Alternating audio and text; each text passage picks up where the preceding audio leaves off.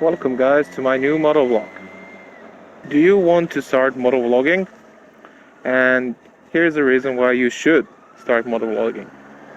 Okay, you don't have to motovlog, but I think that everyone should have a camera and record their riding, especially if you are on a motorcycle. Even in cars, it's great to have a camera, but on motorcycles, it's really important to have one.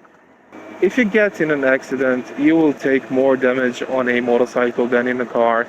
And it's just really nice to have that footage just for insurity and to be able to give good evidence in that case.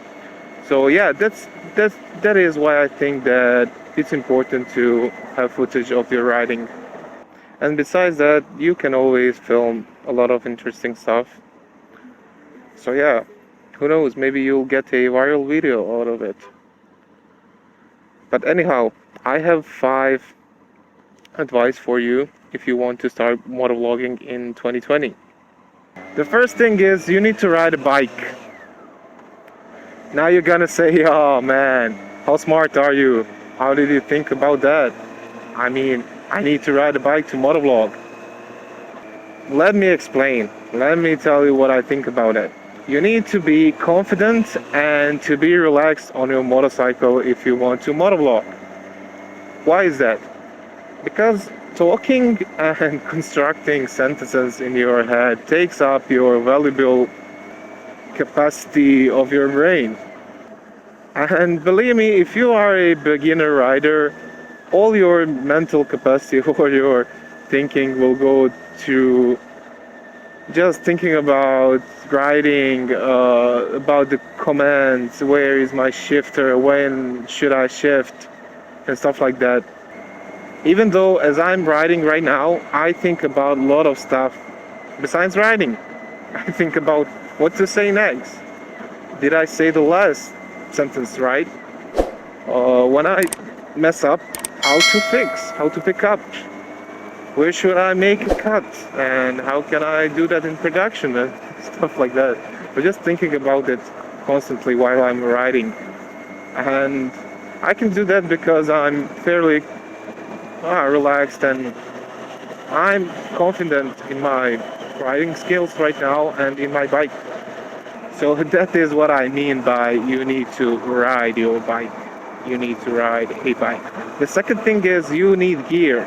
You need gear to record your video and to record your audio. Let me tell you right away, you don't have to go like crazy on the gear and to get the most expensive stuff.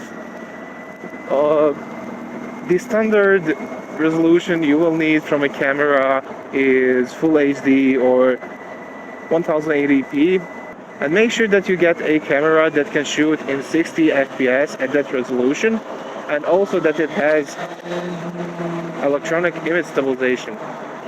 Because if you don't have a professional setup for video editing and stuff like that, your PC, your laptop most likely won't be able to process 2.7 and 4K videos. Believe me, I know that from experience.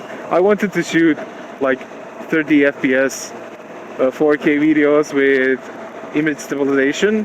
That's why I got this camera, but my PC just can't chew that resolution. It's just not doable. It freezes up and I cannot edit the videos. So I stick with Full HD 60 FPS, and I think it's just decent. It's working great. Also, what I do is I have a main camera here, and I have a secondary camera here that films me. So I can have 2 angles and a little bit change in my motovlogs.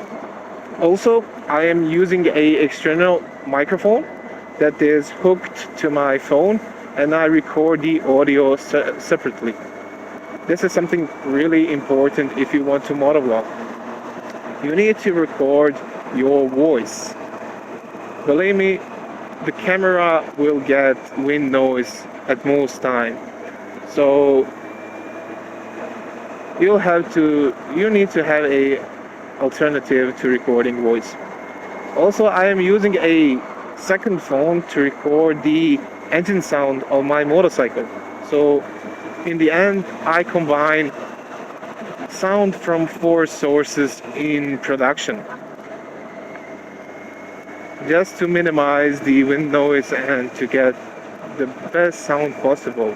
And even then, it's not perfect. The third thing you need to know if you want to motovlog is prepare yourself. Script. Unless you are really famous already, then people will want to hear about your day, about what you ate, about what you like, what you don't like. They will just want to hear about everything in your life.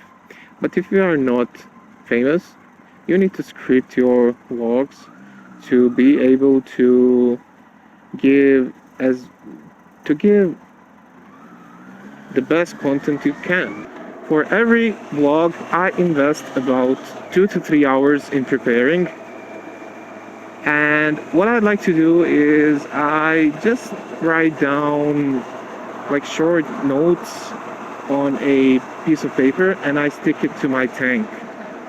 And that is where I get those. That just keeps me organized and keeps me on topic. Also, what I saw people doing is they put notes on their phone and they put their phone on a phone holder in front of them, like here. I don't like to do that because the screen shuts off and then I need to fiddle with the phone, and I don't like to take my hands from the controls so much. So that's why I stick with the notes. Fourth thing is make sure that you are yourself. Be yourself. Even if you want to put up content on YouTube, it's even in the name, man. It says you too. I mean, search always for inspiration on YouTube and from other YouTubers, but never be a copycat. If you want like fast fame with copying others, believe me, you won't get it, because why should they watch a copycat if they have the original already? And there is a lot of people that go that route. I think it's just counterproductive. So take inspiration from others, but make sure to bring in a unique kick to it and to just provide a new and useful content to the viewers. And the last thing and fifth thing is enjoy it. Enjoy motovlogging and enjoy every aspect of it. Enjoy the riding, enjoy filming, enjoy scripting and producing. And just like that, you will succeed, believe me. Because if you are putting out motovlogs out of enjoyment, you will continue doing them. And today, if you want to succeed in a niche like this, you just need to be consistent and to be persuasive. So guys, that's about it for this motovlog.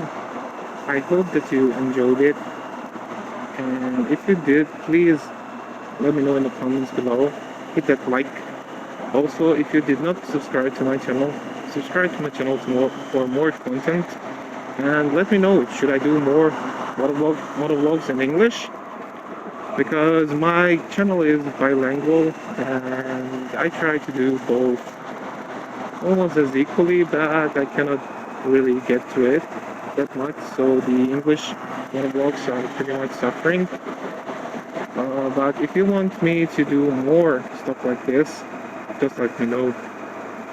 And I'll see you next time. Stay safe.